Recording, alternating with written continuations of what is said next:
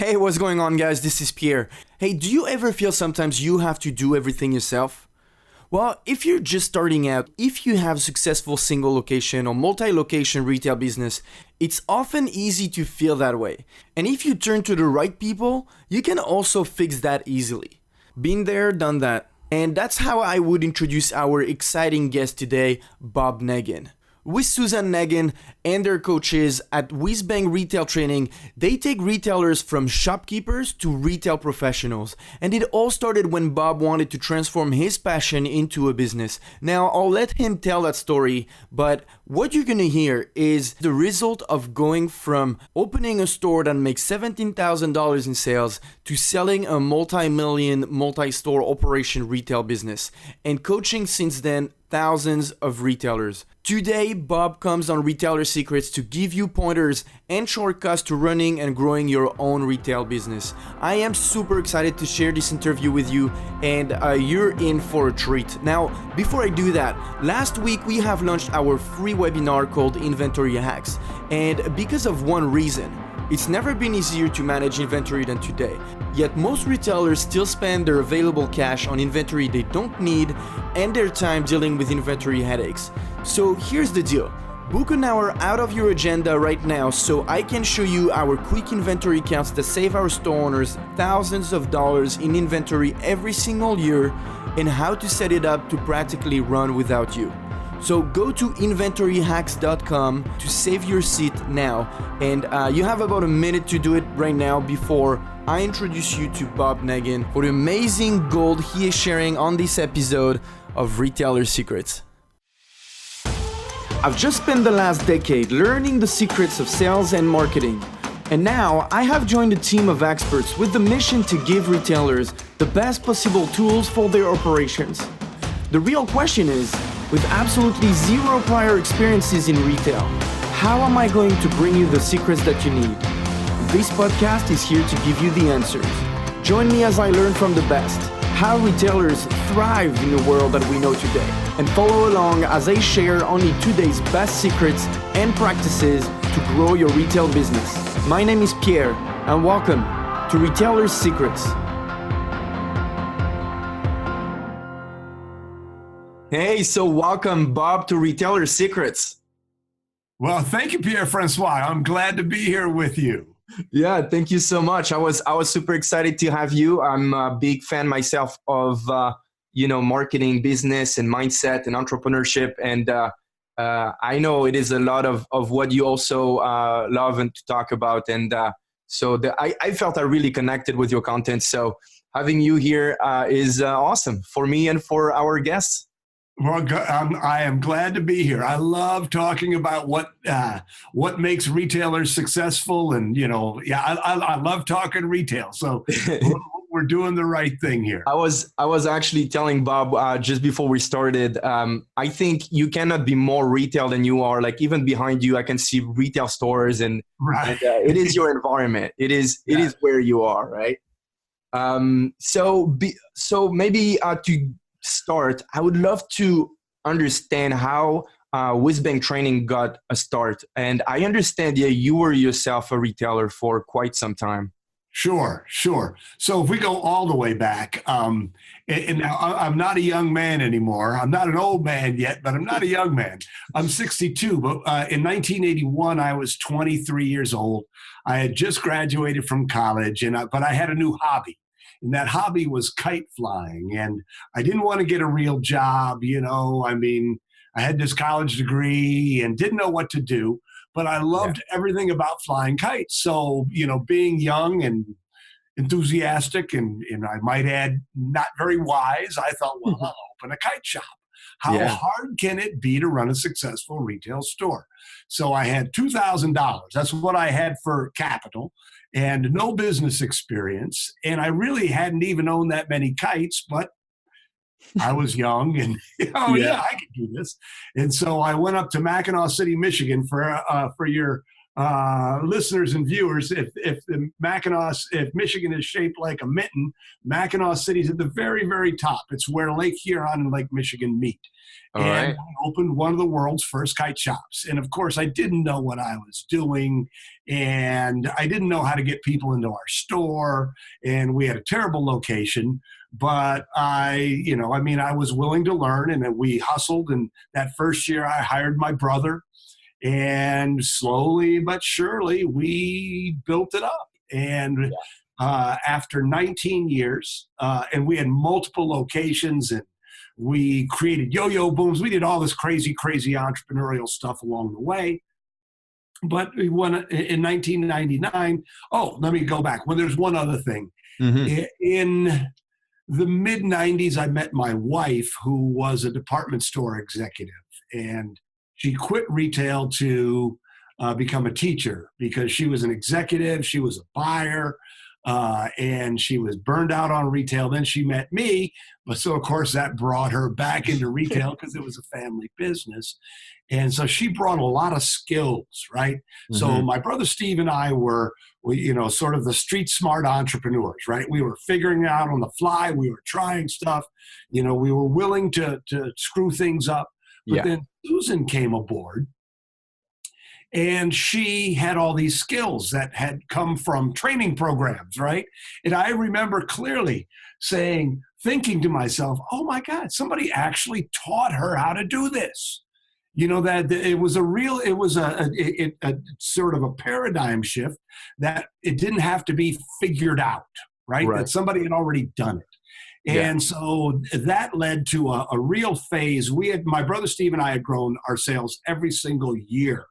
But when Susan came aboard, that began a phase where we went from, being shopkeepers to being true retail professionals. And, where our systems and where our systems were tight, she was doing open to buy planning. We had all the manuals. All of a sudden, our business started to run like it was supposed to run. Mm-hmm. Start to make the money that it was supposed to make.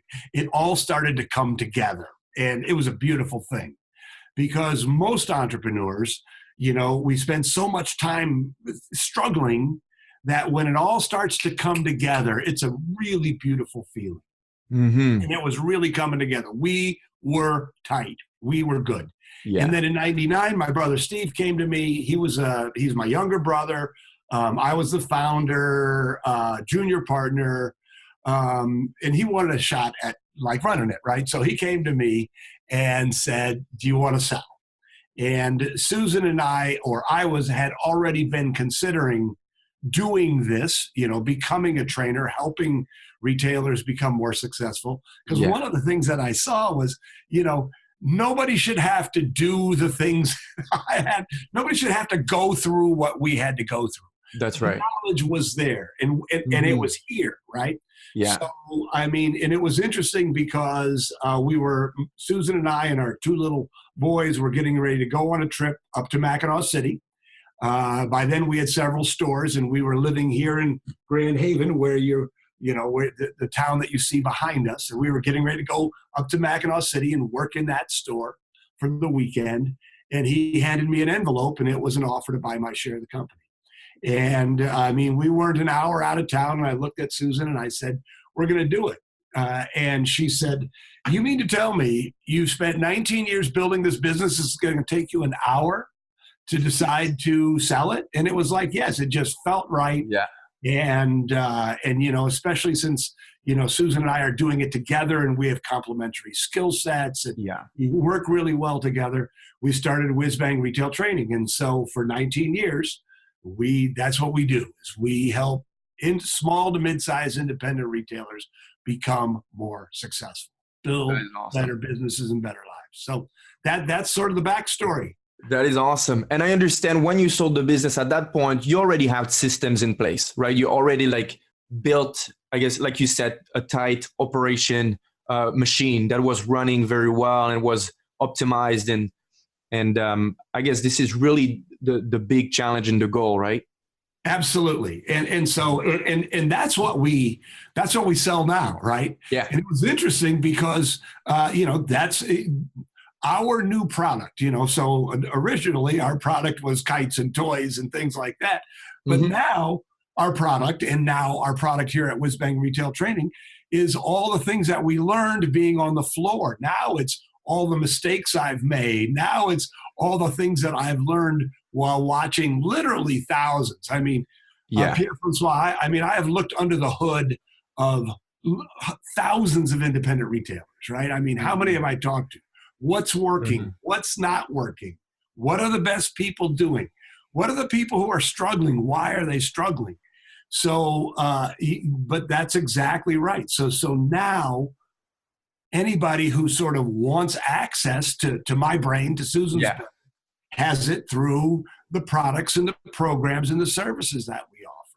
Yeah, I have to say, I have seen many reviews and many, I guess, feedbacks from your classes and events, and it's all pretty impressive. Well, thank you. What people say, yeah. We work really hard, and that's the beautiful thing is there's lots of speakers, and there's lots of speakers who talk to retailers. Yeah. But there's not a lot of speakers who talk to retailers where they've actually been retailers, or they've taken a business that was doing, our first year in business, we did 17,000 in annual sales. So, and we sold it at $3.5 million. So there's not a lot of people. There are some, of course, but the thing that works for us is when people, invest in our courses or come see me speak or come to our Retail Success Summit. They really understand that what we teach works, and that's one of our core values. Yeah, it works and it's worth it, right? Totally. It works and that's a beautiful thing for somebody who's and feeling that and knowing that and trusting that is really a great thing for somebody who is trying to build a business but is sort of struggling and doesn't know what they're doing. Yes. My late father-in-law, Susan's father, had a great definition. He said he defined stress as knowing what to do but not knowing how to do it. And isn't that right? And so that's what happens, the quilter opens a quilt store, the bike enthusiast opens a bike store, the woman who loves fashion opens a woman's boutique. It's different than running a business. So that's where we come in. That's right. And it is true that you can read books and you can, know what to do, but until you actually start doing it, a tons of questions rise and a tons of objections and things come up, and it's good to have actually somebody you can turn to and ask those questions and say, like, I know I have to do this. I'm trying to do it, but this and that. And And so it is really how it works. I'm very happy you brought up, the experience thing. I'm totally for, following the person or listening to the person who has the biggest cheese, people who have been doing it for a long time. And one of the key elements for this podcast, or the key criteria I had to have, was to have people come in who are doing the work, who have the experience, because you can't possibly learn just from, not experienced people. Right. And it was one of the requirements when we built our own software company to have, somebody who is operating stores, who is operating multiple stores, about more than 70 stores in the country, and to have this type of experience to build the right tools, right? Right. And I'm sure what you do could be considered as a tool. You also have the people aspect to it, which is awesome. Right. Well, and so it's interesting because we now have a whole group of WhizBang certified retail coaches who we've trained to do things the way that to do things the WhizBang way. Yeah. But really, most of what we do is programs and products. And, but to your point. So, you can read a book on leadership, and that's good. I mean, I readers are leaders, and I'm sure that you read. Absolutely. I mean, I read, I'm always reading. In fact, you can see that. There you go. That's all and I've got books. I mean, I've got bookshelves upon bookshelves upon bookshelves. That's But awesome. it's one thing to read a book on leadership. It's another thing to understand how to be a leader in a retail business. So, Yeah. for instance, in our retail mastery system, there's a whole module on staff development. And Hmm. it doesn't talk about generic leadership, and nothing wrong about learning about generic leadership, but it's, this is what happens on the floor of a retail store. This is what your training manual needs to look like in a retail store. Hmm. These are the questions you need to ask as a retail store owner when you interview people. So there's general knowledge and there's industry specific knowledge. That's right. And that's where we really, really shine. Yeah. Because we've spent 19 years, or between me and Susan, before we even started this business, we had 30 years of, on the floor experience. And that's Yeah. why our stuff is so valuable. For sure. And I would love to dive into that. Okay. Get a little teaser for our listeners and try to bring some golden nuggets on the table here. But so I proposed one of the things I would love to talk about are the pitfalls for new retailers or older retailers to kind of watch out for, in order to get success. And I would love to know from your point of view, your experience, what is, I guess, the one that you see the most, people just falling into that trap or going into that pitfalls. What would that be? So the number one pitfall, so there's all sorts of fundamental things, and we can talk about fundamentals in a second. Not managing your inventory, but when we look at it at a higher level, it's really about people being know-it-alls. Yeah. So, and I see this all the time. So it's almost like I don't want to talk to somebody till they've been in business for 3 years, because until they've been in business for 3 years, they have these ideas about how things are supposed to work. And, they're smarter than me, even though I've been doing this for 40 years.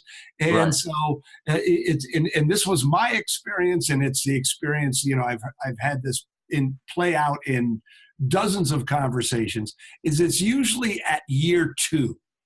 And it was at year 2 for me where I had my giant oh shit moment. Excuse my language. Yeah, okay. Where you go, yeah, oh, I don't know what I'm doing. Yes. I'm in trouble. I need to go find somebody who knows what they're doing.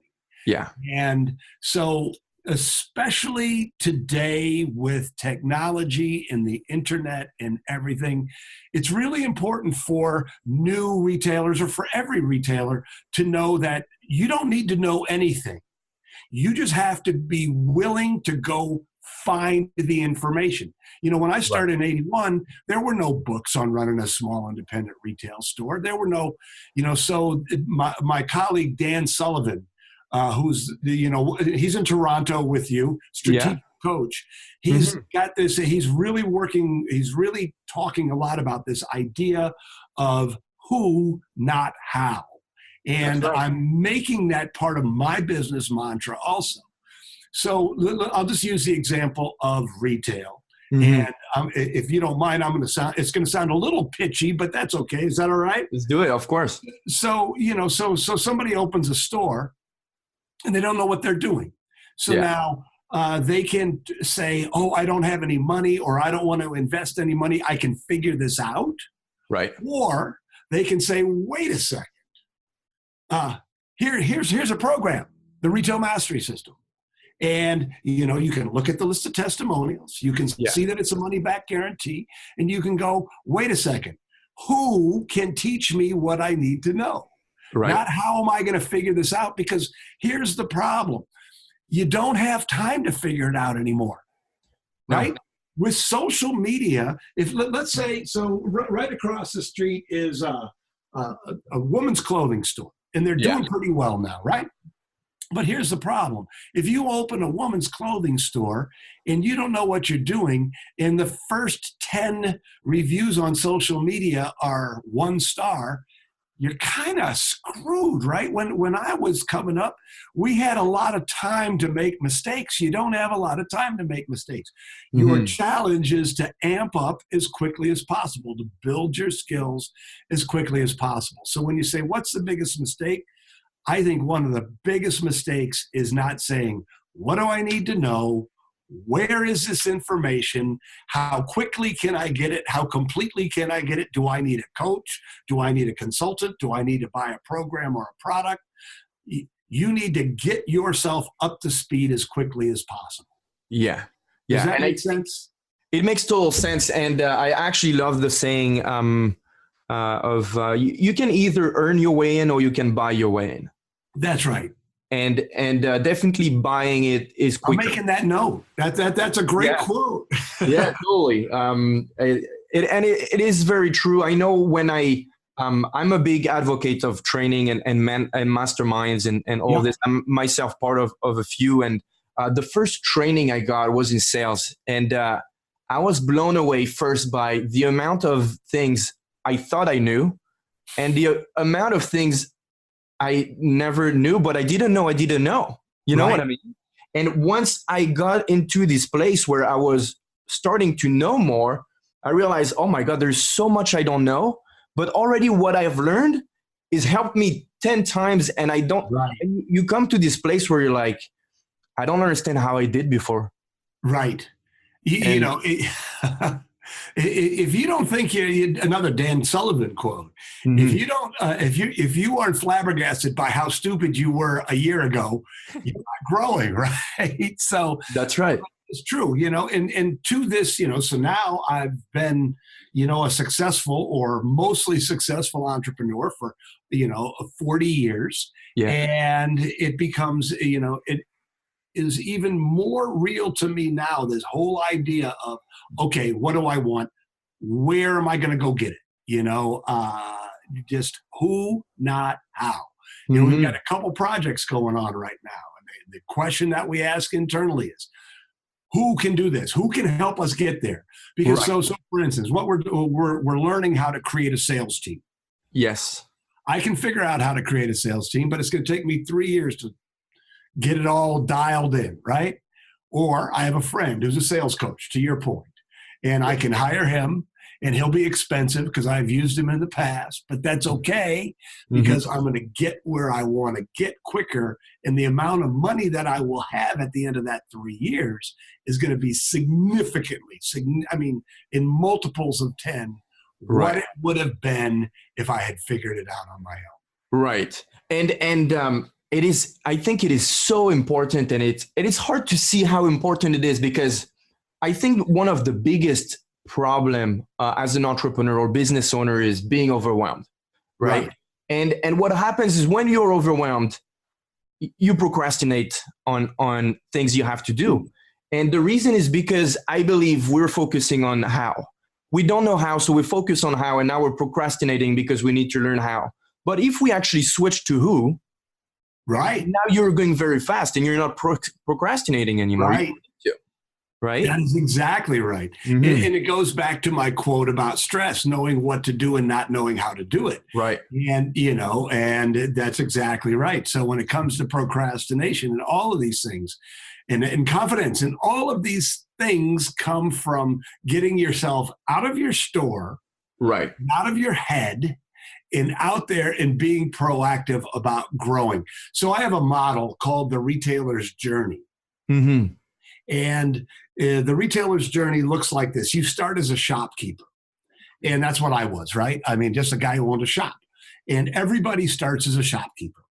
Yeah. We have a client who's in our highest level mastermind, our platinum mastermind group. And now she's a coach. She's a WhizBang certified retail coach. Oh, that's awesome. She was a software executive. She was a vice president of a big company. She had 200 people under her, and she got tired of the corporate grind, and she loved quilting.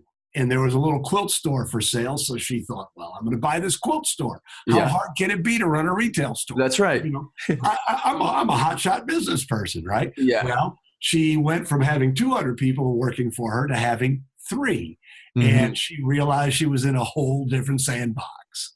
And so my point is that she had to start at shopkeeper, even though she was an experienced business person.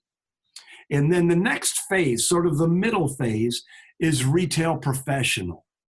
And Retail professional is when you've got the fundamentals down, where you're using a buying service or you have an open to buy plan that you're actually using, where you have a marketing plan, where you have the systems, where you have the training programs, where your business is dialed in. And that's really what we aspire to as a company, is getting people to Retail Pro, because that's when the stress goes down, the fun goes up, the profit goes up, and then that's the second phase. Go ahead. Because it reminds me so much of what Robert Kiyosaki talks about in the Cash Flow Quadrant, which he talks a lot about being self-employed and being a business owner, right? Right. Self-employed is really you own a job. Right. But when you're a business owner, you own systems and right. people that work for your business, right? And I guess that's the main difference between the shopkeeper and the retail professional, right? That's where you bring them to. That's exactly. Well, yes. Well, and then there's a third phase too, which is interesting, and that's what we call retail, the entrepreneur as artist. And so once you become a retail professional, then all of a sudden, you have so much more freedom, right? You're no longer, your systems are managing your team, your inventory is being bought properly, which of course, as you know, really, really helps with the cash flow. And, so you've built this business, to your point, that is run on systems. So all of a sudden you have more time in your head. You have physical freedom, you have emotional freedom, but you also have intellectual freedom. That's and when you've got that space open in your head, all of a sudden, new ideas for other businesses. So many people who have come through our Platinum Mastermind group are now doing super interesting things with their businesses. Why? Because they found the space in their heads to let their entrepreneurial genius, work, right? Yeah. So all of a sudden they've got the time and the energy, and they're no longer, they're no longer stressing about their team and cash. And it's a beautiful thing. And this is this is why Susan and I and everybody here, this is why we come to work, to bring people from being a stressed out shopkeeper to this place where their business is beautiful, it's fun, it's profitable, it's giving them the lifestyle that they deserve and all of that. Yeah, that's awesome. It's really awesome. I believe it is hard to let the genius out when you're concerned with so many other things, right? Yeah. So that is definitely awesome. So that, you said, brought us to the second point. Yes. So the second point is, so there's no one at all in doing it yourself, and those two are very, very interrelated. The next point is really about fundamentals. So I think there's three pillars to successful independent retail right now. There's relationships, building relationships, because people don't need to shop with you, right? And tied in with relationships is building an experience. So that when people shop with you or interact with you, through all the marketing that you do. But then the third part of it is fundamentals. And too many people get caught up on the woman who opens the clothing boutique. She's got all these ideas about how it's going to be displayed and what she's going to sell. And, so it's all this emotional stuff, and that's good. Don't get me wrong. Yeah. But really, then it starts dialing down. So for instance, in the Retail Mastery System, which is our flagship product, we identified 11 critical retail skills. And there's a module for each of them. And here's how I learned those 11 skills, because every time I didn't know something, it became exposed, right? So it's like you build a building, right? Wherever the problem is, it's going to be exposed sooner or later. But when you look at the fundamentals, there's a couple that really stand out. And one is inventory management, which is what, I don't need to tell you, you're in the planning business, right? Yeah. We call it your money's sitting on the shelves, not in the bank. Right. And, and I've seen that happen so often. We call it choking on it. They're carrying way too much inventory. It creates what we also call a death spiral. So you invest all of your money in inventory that doesn't sell, and then all of a sudden you don't have any cash for fresh inventory, and it just becomes this cycle that often people can't get out of. Right, right. So managing your inventory is something that creative types don't like to think about, don't like to talk about, but they better start thinking and talking about it, because if they don't, the stress that comes from not, from the problems we just talked about. Yeah. Boom. For sure. Another thing, there's also marketing, because marketing is what connects the money to the store. So right now we're starting, in fact, it started today, a program called the Marketing Mentor Program. Yes. And really what happens is, in this program, people learn a marketing system that I developed for retailers, and they build a calendar. Because, so we have a community called WhizBang Retailers on Facebook. Right. And there's, and don't get me wrong, this is, I'm not saying it's inappropriate, but people are always looking for ideas, right? I need an idea for this. I need an idea for that. And I'm glad that they're looking for ideas, but marketing is more than this little collection. We talked about marketing a little bit on this podcast. It's not a little bit of this, a little bit of that.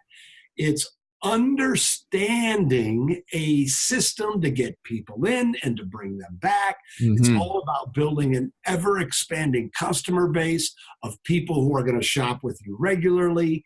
It's not an idea. It's not a promotion. It's a way of thinking about your business, about building your business. It's about being skillful. It's about having plans and systems. So that's the second one. So you have inventory management. You've got marketing. The third is leadership and management. Right.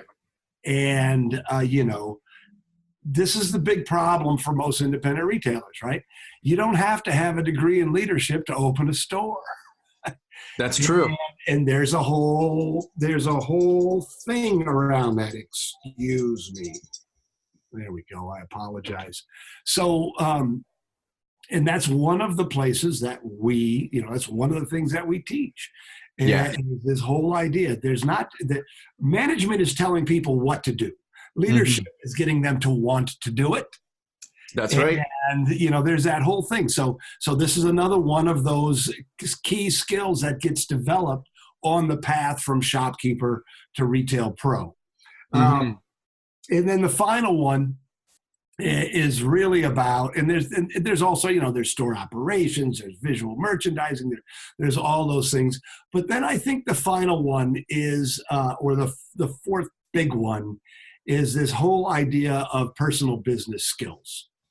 And more and more, I'm spending time with our Platinum Mastermind group, with my one-on-one clients, because so often the problem's a mindset problem. Right. So there's mindset, there's productivity. And when people join the Platinum Mastermind group, now this is our highest level group. It's $12,000 a year. You got to travel 3 times a year.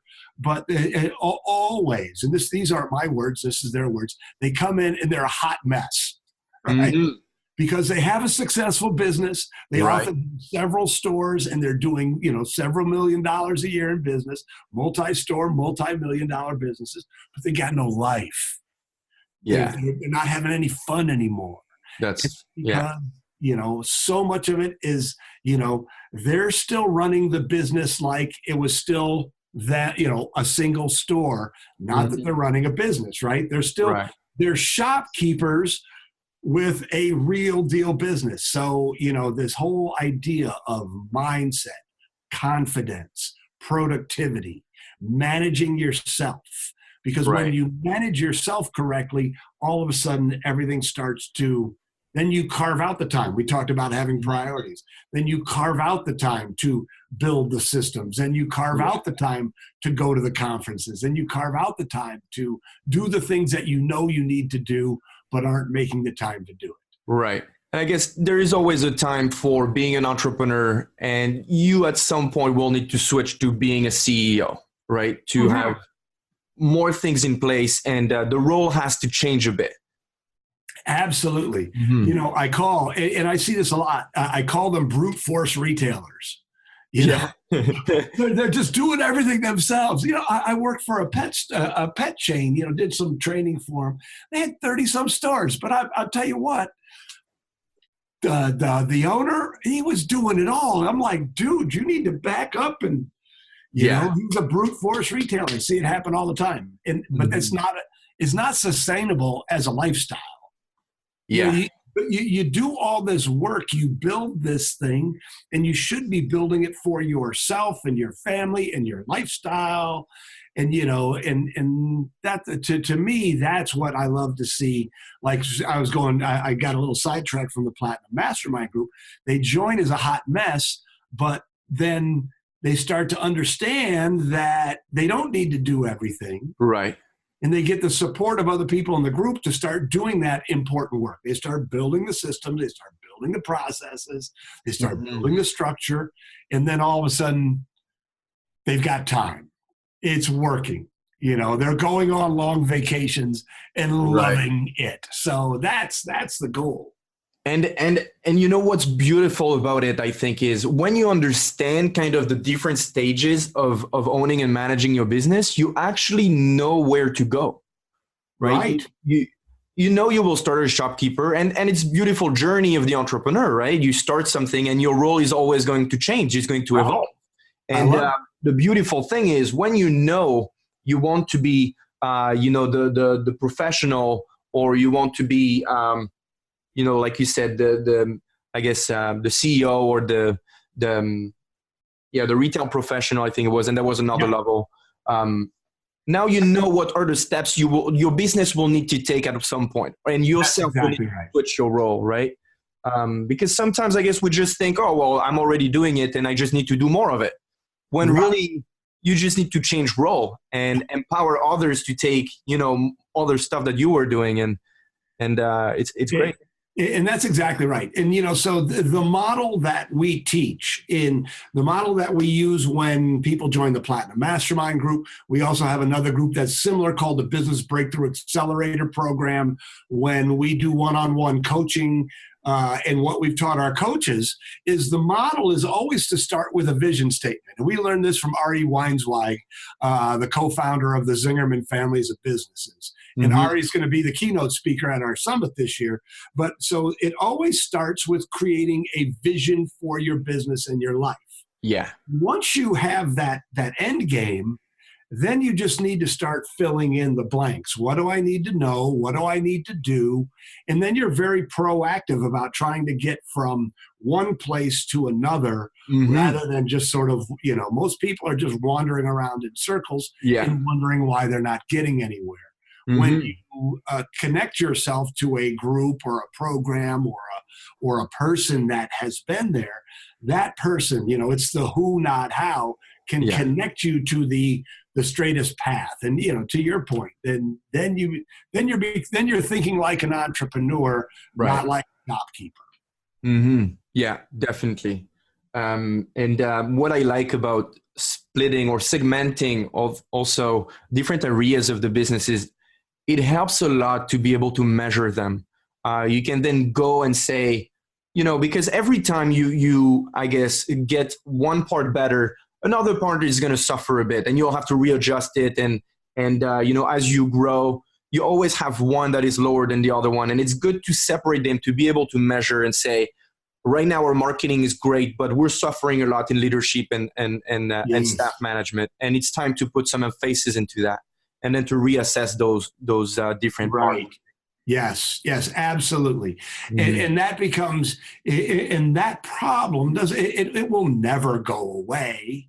Yeah. But that problem, when you build the structure the right way. So, for instance, one of the things that always happens in these high level groups when we're all together for longer periods of times is we work on building the organizational chart. We have something that we created called the Retail Accountability Blueprint. And Mm-hmm. so then all of a sudden, most retailers, even bigger businesses, as long as they're brute force retailers, what are they doing? They get somebody, and there's not roles and souls that it's not thought through. People aren't given areas that they are responsible for.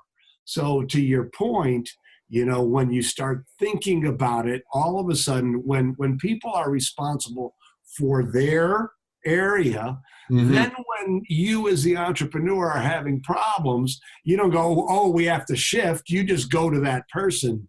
And that's how you create a culture of excellence. It's all about creating a culture of excellence. And a culture of excellence is both leadership and management. It's management in that you're doing all these structural pieces, but then it's leadership in that you're inspiring people to buy in and do all the things that you're talking about. Yeah, that makes total sense. Absolutely, absolutely. And I love that it is tying a lot to business in general. And I think that's what, when we start a business that is retail or otherwise, those are the things we like to work on too, right? We want to progress in the business and get to understand the whole game, not the part that just because you have a local, store and you don't get to deal with online traffic. There's still the big structures that come into play when you have any type of business, right? Absolutely. That's really great. It really is truly being a great business person. Right? When you're a shopkeeper, you're just worried about your store. Yeah. When you get to Retail Pro, there's a shift in between where you take your passion for your product. And I remember this happening to me clearly, where there was one summer where I went from, oh, I love kites to, I really love this business and I love what I'm doing and I love figuring it out. And I love getting better, and I doggone better well get better, or I'm going to be broke in a year. So that's the beautiful thing about being a business person, right? You live in the, as Dan Sullivan would say, the economy, the accountability economy. If you're doing a good job, you're making money. If you're not doing a good job, you won't make any money. If you're not making money, you need to do something differently. So being an entrepreneur is not for the weak of heart, but boy, oh boy, if it's for you, there's nothing better. No, I agree. And we see a lot at SwiftCount, the biggest difference between the successful stores who are growing, we're truly growing and spending a lot of time on the business aspect of it and less on the shopkeeping part of it, is they look into the strategical aspect. In our case, it's a lot about inventory, but the biggest difference is those guys understand that inventory is not a pain in the butt thing to do. They understand it is what fuels their customer acquisition. Right. And when they go in that place and start analyzing other big businesses that have really the hidden part of the iceberg, we see the tip and we're like, oh, this store has, a low price strategy. But really the beauty is not in their strategy. The beauty is how they can support that strategy. Right. And it's funny, I was reading about Warren Buffett and he calls it the moat, right? He owns a few retail business companies, massive companies, but he calls it the moat, right? He doesn't look at what the strategy of the company is. He looks at how they can support that strategy and how this will not be copied by anybody else because it is so hard and such a hard focus. And this is what happens when you truly go in business, is you start looking into all these areas as strategic leverage for your business, right? Yes, that's beautifully said. I agree with you 100%. Yeah. And, and that's where we go back to the fundamentals, execution, right? Right. When I talked about the 3 pillars, this whole idea of experience. Well, we've created a whole process for, evaluating the experience, auditing the experience, improving the experience. Because you're right. The big mistake that retailers are making is that they're just opening the door and hoping that it works out the way that it should. Right. And hope is not a strategy. So. I love that. Yeah, hope is not a strategy. That's true. It's probably more a consequence of not knowing what to do. Yeah, that's right. Yes. Yeah. No, that's really awesome. Do you have another pitfalls for us, or should we go to one thing that I want to talk about, which is what would be in your experience, the single greatest thing a new retailer could do to speed up their success to profitability? Absolutely. You know, and that is going back to what we talked about earlier. Yeah. And I'm not making this about pitching our products or services, but it's about knowledge, right? It's about knowledge. And, you know, so our retail mastery system, that's our flagship product, right? 11 modules, 25 hours of video instruction. I mean, it's a thought. I mean, it's a lot, but you know, we've sold literally thousands of them over the last year. We're on the second iteration. Oh, wow. But, you know, I mean, thousands and thousands of them at $2,500 a piece, right? So, but the point there is that knowing what to do is what's critical to your success. Right. Having you know, so I always say your passion for your product is not enough to make you profitable. And so people sit there and they keep thinking about what kind of music we should play, and you know, they look to their vendors for the next hot line when that's not what it is. Right. What it's about is being really, really good. And so, you know, and it doesn't have to be. It's not about the retail mastery system per se. Although, if you want, you know, a world-class independent retail education, you know, you step up, you make the investment, you do the work, you watch the videos, you apply what you've learned. But it's really about, you know, understanding that you don't know what, you know, that, and going out and learning. That's, you know, and especially now, you know, like I shared earlier, when I started in retail, there were no books. You know, there were no books about anything, right? I mean, there was no YouTube. I mean, it was before the internet. It's hard to believe.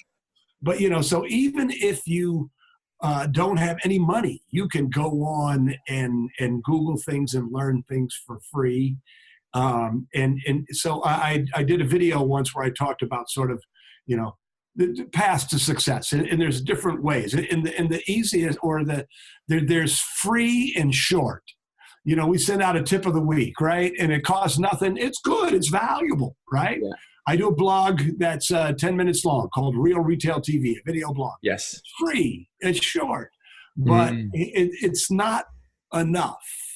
That's right. Enough. But if you really want to, you know, it'll give you good information. It'll give you ideas. It'll inspire you. It's more than what I had when I was starting my business. Yeah. But if you're serious about building your business, you have to invest. You have to invest in education. You don't have to, but I encourage people to invest in coaching. You know, it's who, not how.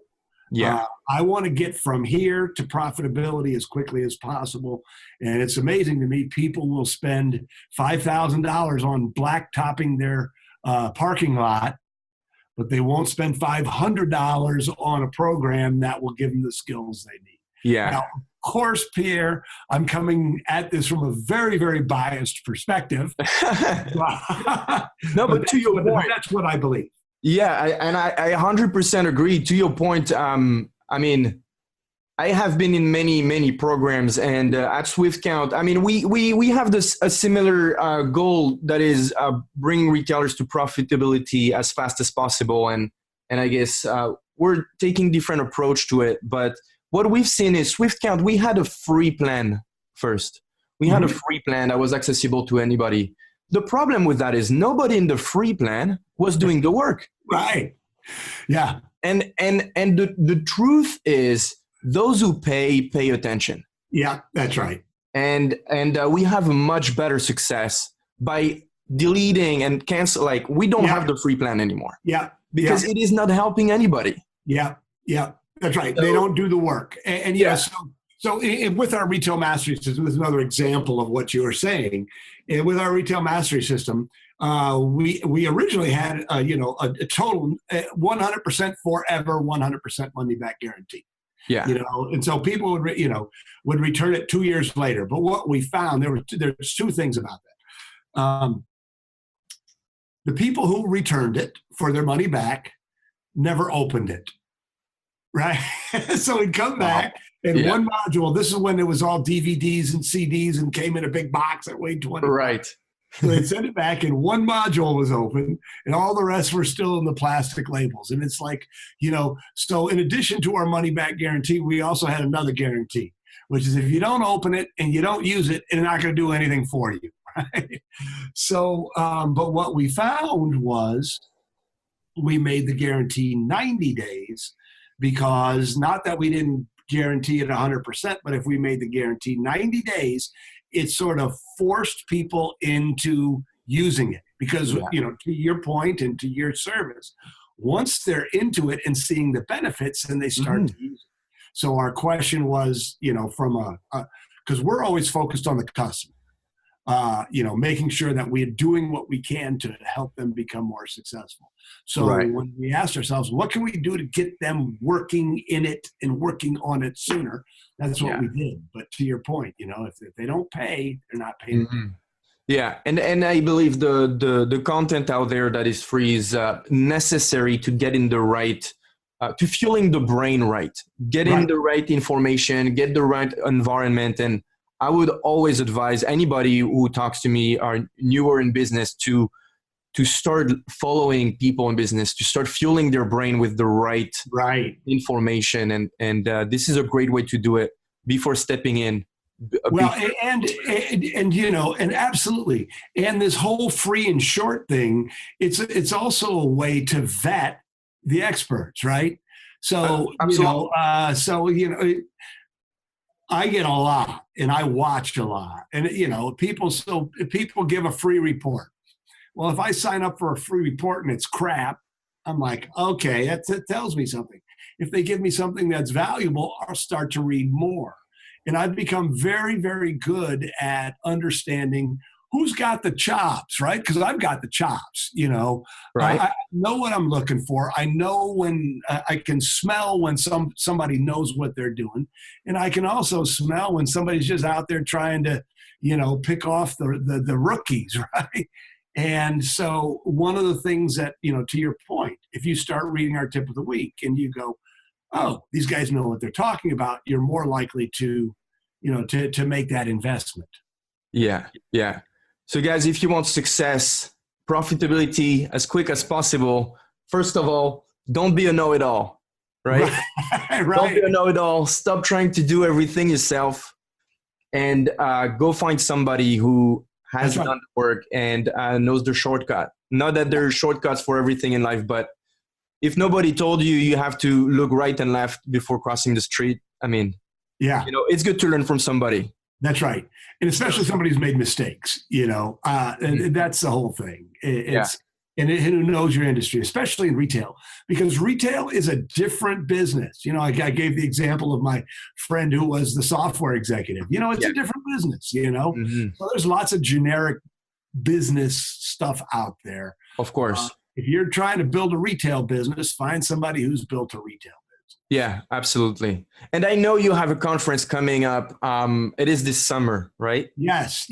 Oh, hang on. I'm going to just quick jump onto my calendar here so I can make sure I have the right date. So yes, it's called the Retail Success Summit, and it's awesome. July 9 and 10. So let me go back onto the screen so I can see you. Oh, did I lose you? Nope. All good. Oh, good. Okay. Oh, there you go. Okay. It's called the Retail Success Summit, and July 9 and 10 here in it's in Grand Rapids, Michigan. We're coming up on our 20th. No. We're coming up on our 11th Retail Success Summit. Oh, wow. And it's the world's largest educational event specifically for independent retail. That's beautiful. We've had people come from Mumbai, from Italy, from France, people have come from literally all over the world just to the Retail Success Summit. And the nice thing about it is, the content is amazing, but usually most of the education that people they get from when they go to a trade show. Right. So you go, you see the speakers, you go to the education, and I'm all for that. In fact, I have spoken at more trade shows than you can imagine. but the problem with it is, is that you're also, you fill your head with this information and then you go see a vendor or you go see friends. And Right. the nice thing about the Retail Success Summit is it's immersion. We don't talk about inventory. If you're a bike shop, there's no information about bikes. There's no Right. shopping to be done. It's just a beautiful opportunity to think about your business. So Right. more and more people are taking all of their managers and, just really using it as an opportunity to get everybody, sort of on the same page. Yeah. So I guess that's the next big thing for WhizBang training. I mean, there is the mentor marketing program right now, Yep. and the conference coming, and for every industry you're in, I mean, you have to try and get to the ones closest to what you do, and be around the same people as you, and it feels awesome. Yeah, it does. Absolutely. We have more, sort of best retail friends that have come out of this, other little masterminds that have joined, have been created because, you're sitting next to somebody and, so yes, it goes back to the same thing. You're not an island. That's right. You're not an island. And what we find is that once people start tasting that success and start understanding what it means to have a group of people who support you, Right. who come back to the summit every year, or who join our Business Breakthrough Accelerator program, or a Platinum Mastermind group. What they're starting to acknowledge that, wow, this works. This process works.